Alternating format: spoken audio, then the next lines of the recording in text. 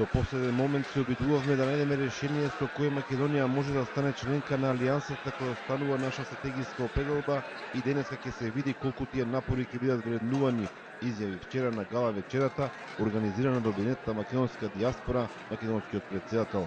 Сакам заедно со Грција да градиме заедничка иднина во интерес на нашите граѓани и на регионот, но во исто време ви ветувам дека Македонија нема никогаш под никакви услови да преговара за несветите работи околу идентитетот, јазикот и културата, споменувајќи го оваа група и уставот.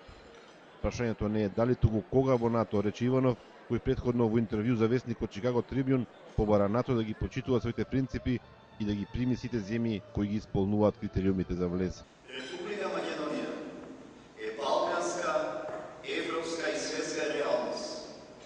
Реалност која не може да се негира, туку само да се прифати. Таа реалност постоела, постои и ќе постои.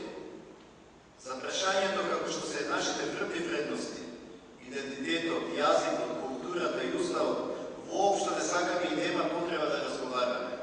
Никој на овој свет нема право овие врвни вредности да ги оспори на друг. Тоа се вредности што може само да се констатира и да се почитува. Вообичаено мирниот министер за надворешни работи на Турција Ахмед Давутоглу вчера го презеде приматот на Звезда вечерта, откако во емотивен говор пред македонската дијаспора Иванов и министрите Поповски и Бесими рече дека Македонија мора да влезе во НАТО под уставното име кое Турција ќе го почитува сега и за секогаш.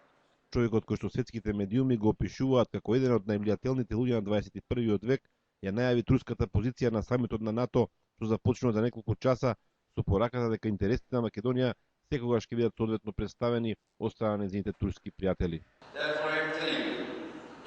Во светот Турција ќе ги брани интересите на Македонија и правото на избор на македонскиот народ. Република Македонија треба да биде членка на алијансата по нејзиното уставно име. Не само што сум голем и искрен пријател на Македонија, туку и се чувствувам македонец. Кој ќе биде резултатот од лобирањето на македонските пријатели на самитот ќе се знае доцна вечерва по македонско време, за кога се очекува да бидат објавени заклучоците на самитот, но и да се види како минале разговорите на кои главни теми се Авганистан, така наречената умна одбрана и глобалната партнерска мрежа на алијансата. Оние од кои се очекува најсилно да ги бранат македонските позиции, покрај Турција во прв ред се и Словенија и Британија, но и Холандија која од принципиелни причини сака да даде значење на одлуката од судот во Хаг.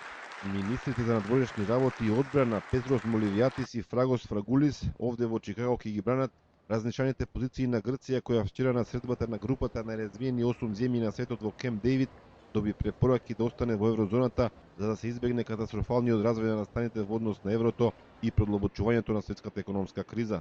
Сепак и поради најавата дека Грција во случај на потреба ќе стави вето и поради постоечкиот консензус за прием на нови членки, неверојатно е дека Македонија денеска може да се надева на нешто повеќе од јасно охрабрување и пофалби за направените реформи. Причина повеќе за ваквиот развој на настаните е изборната година во САД, каде што претседателот Барак Обама не би требало да ризикува да ги изгуби најмалку 3 милиони грчки гласови.